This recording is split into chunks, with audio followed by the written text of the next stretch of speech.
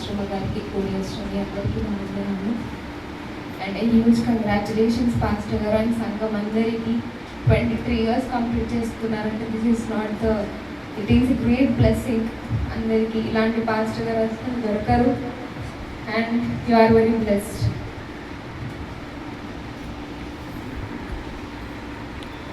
నా గొప్ప రక్షకుడా, నా మంచి నావికుడా, నా గొప్ప రక్షకుడా, నా మంచి నావికుడా, నువ్వుంటే చాలు యేసయ్యా,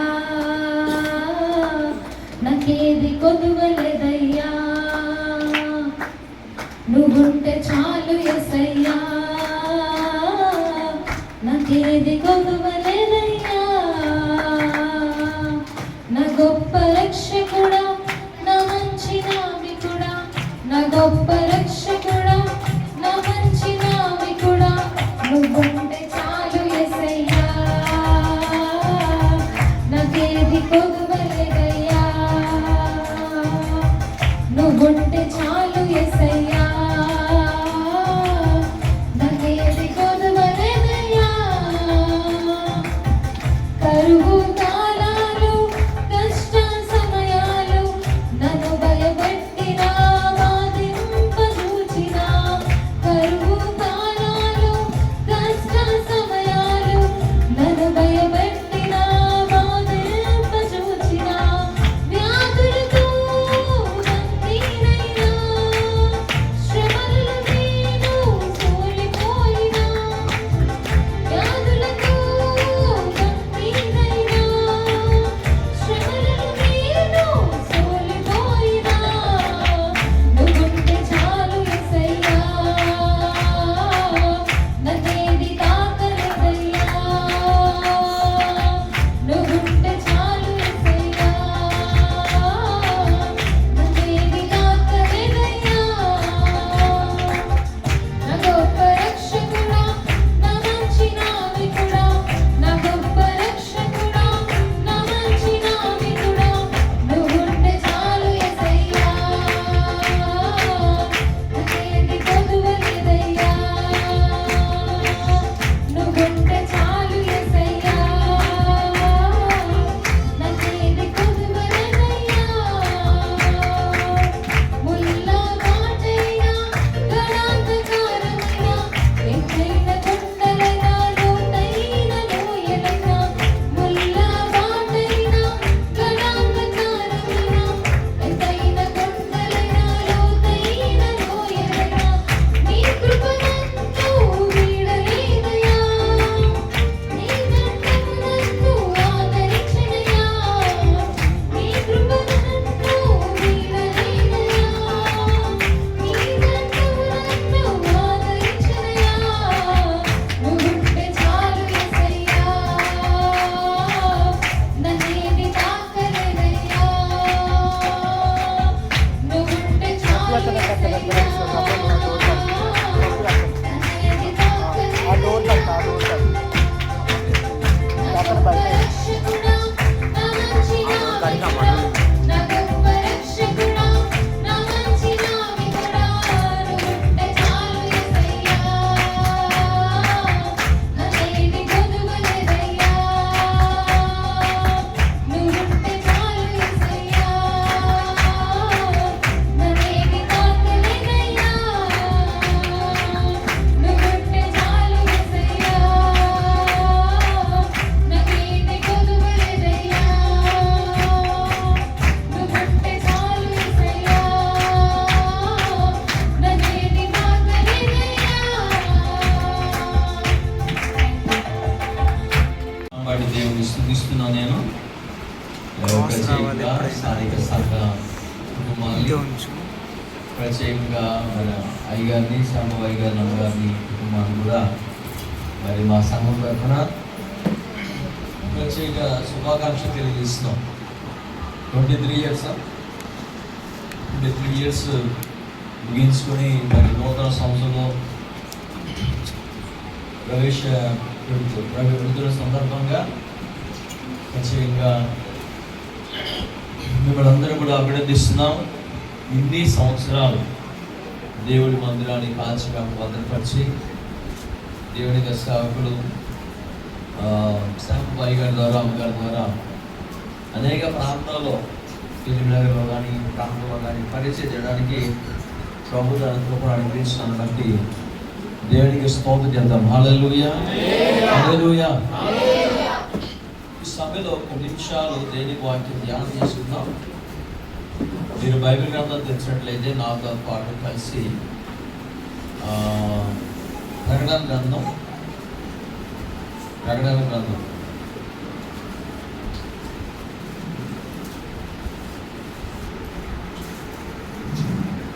3వ అధ్యాయం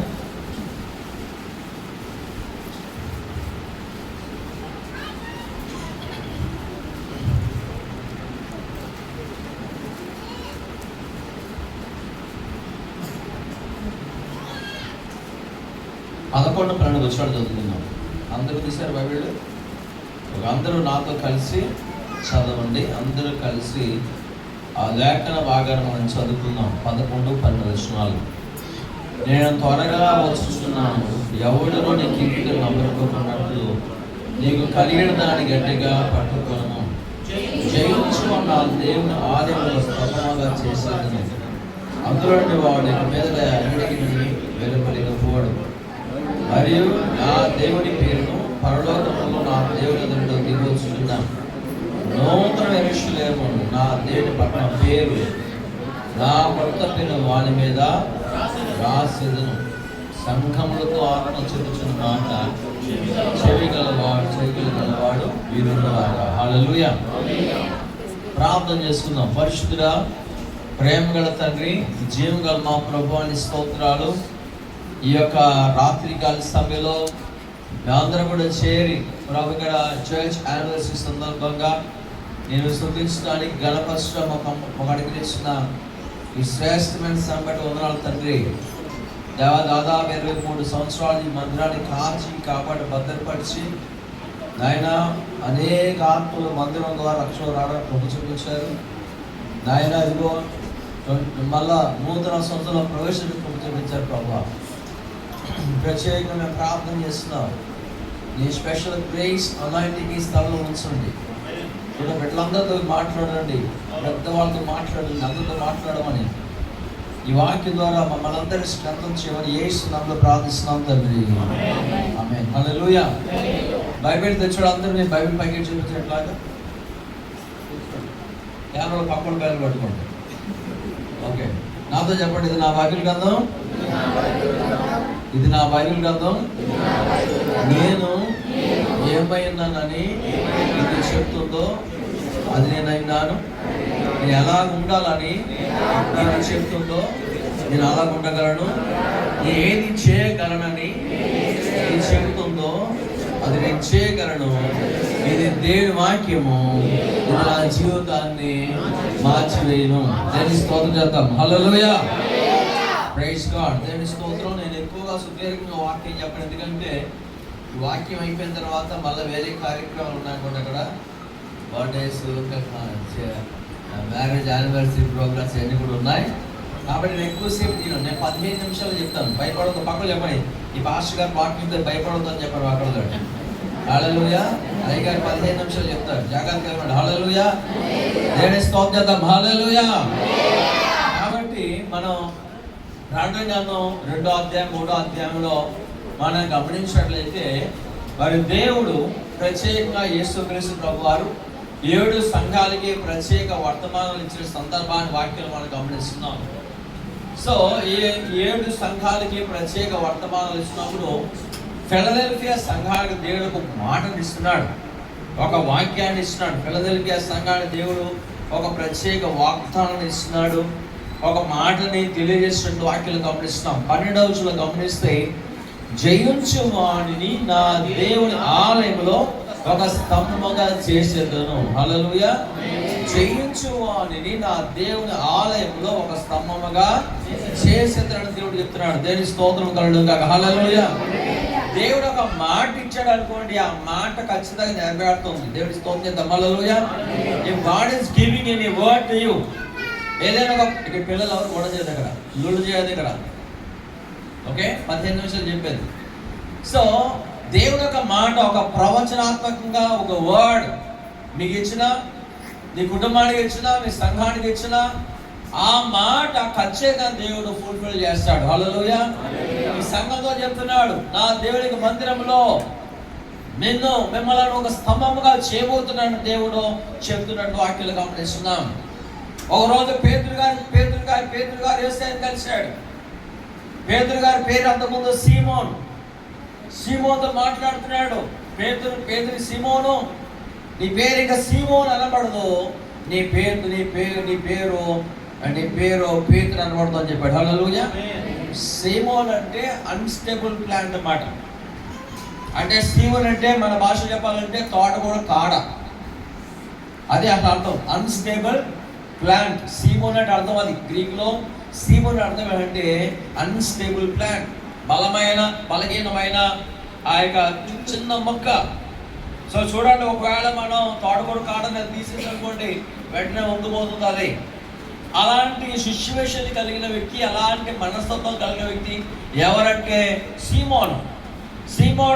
దేవుడు సీమోన్తో మాట్లాడుతున్నాడు. సీమోను, నీ పేరు ఇంకా సీమోన్ అనబడదు, నీ పేరు ఏంటంటే పెట్రా, పేతురు అంటే అర్థం అంటే పెట్రా అంటే రాక్. నువ్వు బండగా పిలబడబోతున్నాను, రాయిగా పిలబడబోతున్నావు అని చెప్పాడు. దేవుడి స్తోత్రం. హల్లెలూయా. నువ్వు స్ట్రాంగ్ ఉండబోతున్నావు, నేను వాడుకోబోతున్నాను. నేను ఇంతవరకు కూడా ప్రజలు కూడా నేను పిలుస్తుండొచ్చు, నువ్వు అన్స్టేబుల్ ప్లాంట్, స్థిరమైన వాడు కాదు, నీలో స్థిరత్వం లేదు, ఒక దుడుకు పేతురు అని రకరకాల మాట్లాడవచ్చు. కానీ నేను చెప్తున్నాను, Pethuru, you are going to be Peter, నువ్వు పేతురుగా ఉండబోతున్నావు, పెట్టరాగా రాయిగా ఉండబోతున్నావు దేవుడు చెప్పాడు. దేవుని స్తోత్రం కలుగుగా. హల్లెలూయా. దేవుడు ఏదైతే చెప్పాడో ఆ మాట ఖచ్చితంగా నెరవేరుతుందండి. ఇక రాత్రికాల సమయంలో ఈ మందిరములో ఏ విశ్వాసం ఉన్నారో, ఏ కుటుంబాలు ఏదైనా బిడ్డలు ఉన్నారో, ఏ ప్రొఫెటిక్ వర్డ్ దేవుడు మీకు ఇస్తున్నాడో ఆ ప్రొఫెటిక్ వర్డ్ దేవుడు ఖచ్చితంగా మీకు జీవితంలో నెరవేర్చాడు. హల్లెలూయా. మీరు అనుకోకుండా ఇక్కడ లేరండి, మీరు యాక్సిడెంట్లుగా ఇక్కడ లేరు, మీరు అనుకోకుండా ఇక్కడ లేరు. దేవుడు మీ అందరి బిడ్డ గొప్ప ప్రణాళిక కలిగి ఉన్నాడు, మిమ్మల్ని కూడా పిలుస్తున్నాడు, ప్రత్యేకపరిచాడు, ఈ లోకంలో తీసుకొచ్చాడంటే నీ ద్వారా ఆయన రాజ్య పరిచయం చేయడానికి ప్రత్యేక ప్రాపర్టీని పిలుస్తున్నాడు. హల్లెలూయా. అనుకోకుండా ఇక్కడ లేరు. You are so important. ఈ సంఘంలో నువ్వు చాలా ప్రాముఖ్య వ్యక్తి. నువ్వు దేవుడిని ప్రత్యేకించాడు ఆయన రాజ్య స్థాపన చేయడానికి, ఆయన రాజ్యాన్ని స్థిరప చేయడానికి, అనేక మందికి దీవెనకరంగా ఉండడానికి ప్రభువు నేను పిలుస్తున్నాడు. హల్లెలూయా. పేతురుని ఏ విధంగా పిలిచాడో ప్రభువు నిన్ను కూడా ఆ విధంగా పిలుస్తున్నాడు. ఇక్కడ పేతురు ప్రభు ప్రత్యేకపరిచాడు కాబట్టి మనకు తెలుసు, పేతురు అనేక బలహీనతలు ఉన్నాయి. కానీ అలాంటి బలహీనత ఉన్నాక పేతురుని ఒక రాక చేశాడు. ఎప్పుడైతే పెంతుకొస్తున్నాడు, పరిశుద్ధాత్మ దిగి వచ్చాడు. పేతురు అంతకుముందు 3 సార్లు ఎవరో బొంకాడు, నాకు ఎవరో తెలియదు బొంకాడు. చాలా షార్ట్ టెంపర్ ఫెలో. కానీ దేవుడు అన్నాడు, నిన్ను ఒక రాయిగా చేయబోతున్నాను, ఒక బండగా చేయబోతున్నాను చెప్పాడు. ఏం చేశాడు దేవుడు? ఆ పెంతుకొస్తున్నాని ఆ రోజు పేతురు నిలబడి వాక్యం చెప్తే 3000 మంది రక్షించబడారు. హల్లెలూయా. 3000 మంది బాప్తిసం తీసుకున్నారు ఒక్క రోజులోనే. దేవుడు నిలబెట్టాడు చూడండి. ఆ మొదటి శతాబ్దంలోనే, ఆ ప్రారంభంలోనే, ఆ పెంతుకొస్తున్నానే దేవుడు పేతురుని ఒక బండలో ఒక స్ట్రాంగ్ స్టక్ ఫాస్ట్ పర్సన్ గా వాడుకున్నట్లు వాక్యం మనం గమనిస్తున్నాం. అంతేకాదు, పేతురు వెళ్తున్నట్లయితే లేఖన భాగం గమనిస్తే పేతురు వెళ్తున్నప్పుడు పేతురు నీడపడి అనేక మంది స్వస్థపరచబడ్డారు. హల్లెలూయా. దేవుని స్తోత్రం. హల్లెలూయా. హల్లెలూయా. కాబట్టి ఇక రాత్రి కాల సమయంలో ఈ మందిరం పేరు చెప్పండి, truth gospel church, truth gospel ministries. ఈ పరిసరంలో ఉన్న విశ్వాస అందరితో దేవుడు మాట్లాడుతున్నాడు. మీరు ఇక్కడ అనుకోకుండా ఇక్కడ లేరండి. ఈ మందిరం దేవుని అనుకోకుండా పెట్టలేదు, యాక్సిడెంట్లుగా పెట్టలేదు. దేవుడి మందిరం ద్వారా, ఈ ట్రూత్ గాస్పెల్ మందిరం ద్వారా, ఈ మందిరం ద్వారా నువ్వు అనేక మందికి, సొసైటీకి దీవెనకరంగా ప్రభు ప్రత్యేకపరిచాడు. హల్లెలూయా. కాబట్టి ప్రభు ఈ దినాన్ని నీతో మాట్లాడుతున్నాడు. దేవుడు నీతో ఏం మాట్లాడుతున్నాడు అనేది చాలా ప్రాముఖ్యం. ప్రభు నాతో ఏం మాట్లాడుతున్నాడు, ప్రజలు ఏం చెప్తారో అనేది ముఖ్యం కాదు.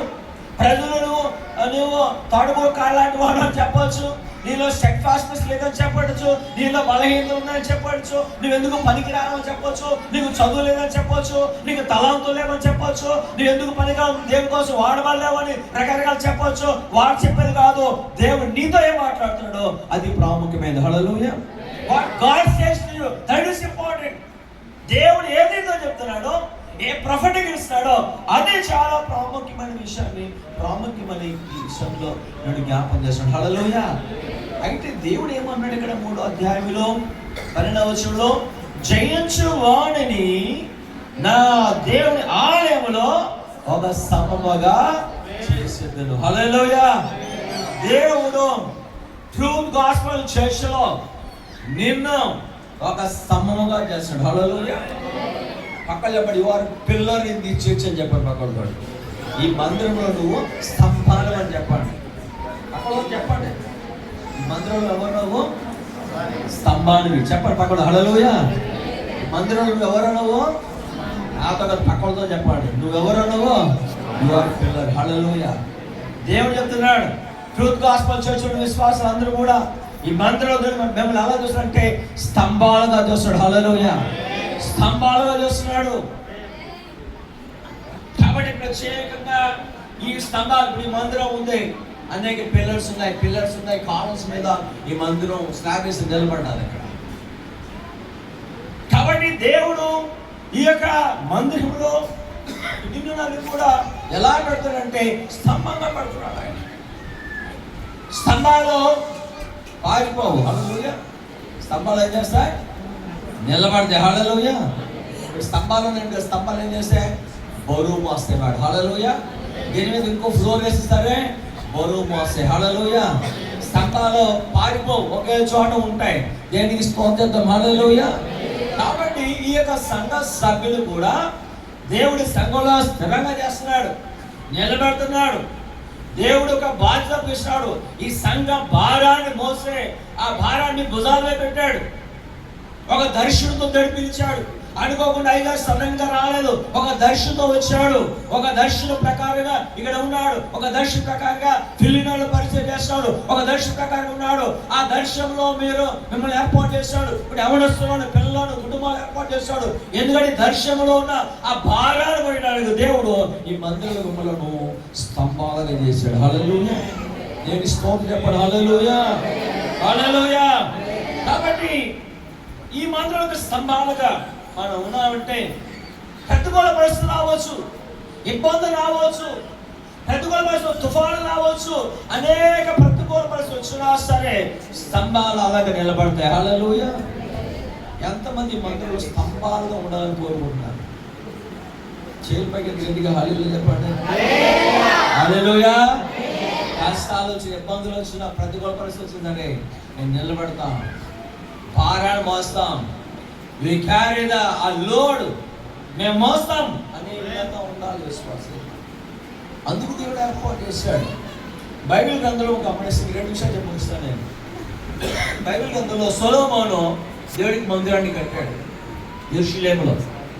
సొలొమోను దేవుడికి మందిరం కట్టినప్పుడు ఆ మందిరం ముందు 2 పిల్లర్స్ ఏర్పాటు చేశాడు, 2 స్తంభాలు పెట్టాడు. చదువుకుందాం. 1 రాజుల గ్రంథము 7వ అధ్యాయము 21వ వచనము. 1 రాజుల గ్రంథం 7వ అధ్యాయం 7వ వచనం. చూడండి, ఇక్కడ దేవుడు సొలొమోనుతో చెప్తున్నాడు. చదవండి. ఈ స్తంభములను దేవుడు పరిశుద్ధ స్థల మండపంలో పెట్టించెను. దానికి ఏం పేరు పెట్టాడు? 2వ వచనం. ఈ స్తంభములను పరిశుద్ధ స్థలము మండపంలో ఎత్తించెను. కుడి పార్శ్వ స్తంభమును ఎత్తి దానికి యాకీను అని పేరు పెట్టాను. ఎడమ పార్శ్వ స్తంభమును ఎత్తి దానికి బోయజ్ అని పేరు పెట్టినాం. 2 స్తంభాలు ఉన్నాయి ఇక్కడ. ఆ స్తంభాల పేర్లు ఏంటంట? చదవండి. ఒకదాని పేరు యాకీను, రెండో దాని పేరు బోయజ్. ఒక సంకల్పంతో ఒక ప్రతి 2 స్తంభాలు ఏర్పాటు చేశాడు. ఒక స్తంభానికి యాకీను అని పెట్టాడు, రెండో స్తంభానికి బోయజ్ అని పెట్టాడు. యాకీన్ అంటే అర్థం ఏంటో, బోయజ్ ఏంటో అర్థం ఏంటో మనం తెలుసుకోవాలి. యాకీన్ అంటే అర్థం ఏంటంటే యెహోవా ఎస్టాబ్లిష్, యెహోవా స్థిరపరచునని అర్థం మాట. యెహోవా స్థిరపరచును. తర్వాత బోయజ్ అంటే అర్థం ఏంటంటే యెహోవా బలపరచును అనమాట. హల్లెలూయా. బలపరచును, స్థిరపరచును. ఈ మధ్య పాట కూడా వచ్చింది కదా, అదేదో పాట, స్థిరపరచువాడు బలపరచు, ఆ పాట పాడిందన్నమాట.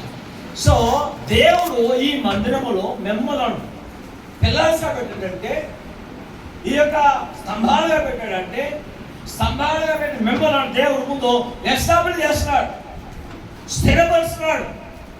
ముందు స్థిరపరిచినప్పుడే బలపడతారు. మీరు బలంగా ఉండాలంటే ముందు స్థిరపడాలి. ఎందులో స్థిరపడాలి?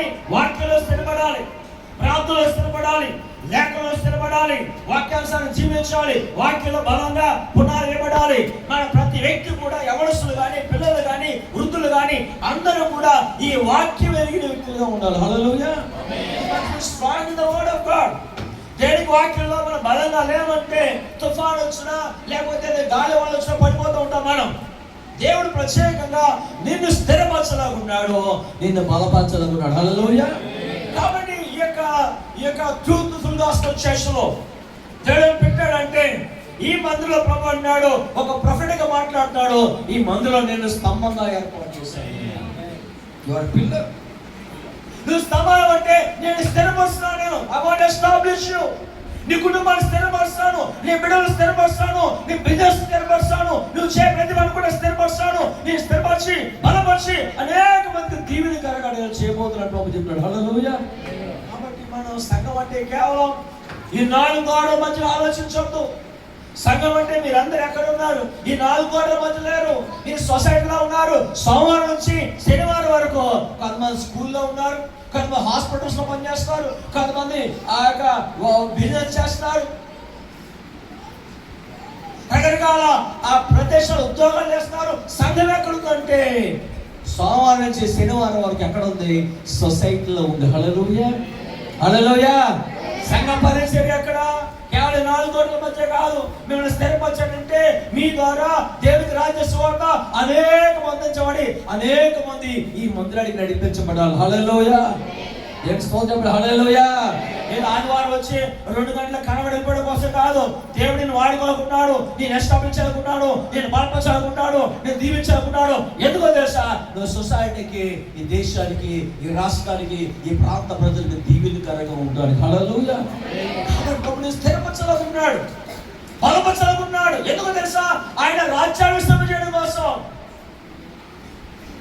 నీ బిడ్డలకన్నా ఉద్యోగం చేసినా, వ్యాపారం చేసినా, ఇల్లు కట్టుకున్నా, నీ వ్యాపారం, నీ బిడ్డలు, నీ కుటుంబం, నీ భార్య, భర్త దేవుడికి రాజ్యానికి లింక్ కాకపోతే వ్యర్థము, వేస్ట్. నువ్వు ఎంత చదువుకో, దేవుడికి రాజ్యానికి లింక్ కాకపోతే, నువ్వు ఎంత ఉద్యోగం చేయి, దేవుడికి రాజ్యం లింక్ కాకపోతే, దేవుడికి రాజ్యం కోసం వాడబడకపోతే మన యొక్క జీవితాలకి మీనింగే లేదు. నువ్వు పెద్ద ఉద్యోగం చేసుకోవచ్చు, మన యొక్క జీవితాలు దేవునికి రాజ్యం.